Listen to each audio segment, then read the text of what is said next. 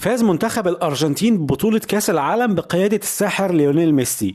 احتفالات صاخبة في كل مكان بالإنجاز اللي حققه ميسي ورفعه لبطولة كأس العالم للمرة الأولى في تاريخه. لكن الفوز بالمونديال مش بس بطولة لميسي والأرجنتين، لكنه انتصار لمصر والسعودية. فوز منتخب الأرجنتين بالمونديال في قطر عزز آمال السعودية ومصر واليونان في التنظيم المشترك لبطولة كأس العالم في 2030، ده بعد النجاح الكبير اللي حققته دولة قطر في تنظيم بطولة هي الأفضل من كل شيء. السعودية كانت تعاقدت مع ميسي علشان يكون سفير للسياحة في المملكة بقيمة تعاقد وصلت ل 25 مليون استرليني، وكانت الخطوة دي علشان يدعم ميسي جهود السعودية للفوز بشرف تنظيم مونديال 2030. وبعد تتويج ميسي في بطولة قطر والزخم الكبير اللي شهدته البطولة، بقت فرص السعودية في الفوز بتنظيم المونديال مع مصر واليونان كبيرة جدا. التقارير الدولية بتقول ان السعودية مستعدة لدفع 40 مليار دولار علشان تمول عرض استضافة مونديال 2030 مع مصر واليونان، واللي بيعزز من حظوظ السعودية ان المملكة عندها عدد اكبر من الملاعب الموجودة في دولة قطر. لكن المعضلة ان هم ملعبين 2 بس اللي بيتسعوا لاكتر من 60